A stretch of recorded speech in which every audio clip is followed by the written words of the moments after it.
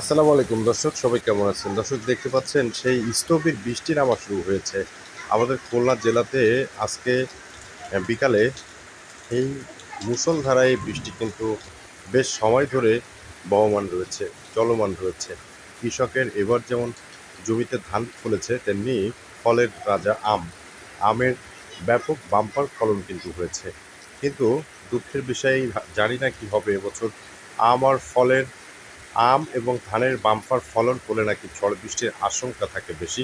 তো এই কারণে বলবো, যারা এখনও কৃষকের জমিতে সোনার ধান ফলেছে, 30% ধান কিন্তু এখনও কৃষক ঘরে নিতে পারে না, অর্থাৎ 70% ধান এখনও মানুষের জমিতে রয়েছে। এই স্থবির বৃষ্টি এসেছে, আপনারা দেখতে পাচ্ছেন যে মুষলধারায় একটানা কিন্তু বৃষ্টি হয়েছে।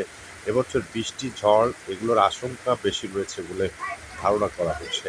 তবে আমরা যারা কৃষি জমিতে সোনার ধান ফলেছে, তাদের যেন তারা সুষ্ঠুভাবে ধানগুলো উঠাতে পারে সেই কামনা করি, এবং ফলের আম যেন সঠিকভাবেই গাছে থাকে সেই কামনা করি। সকলে ভিডিওটি ভালো লাগলে লাইক, কমেন্টস এবং শেয়ার করবেন, পাশে থাকবেন।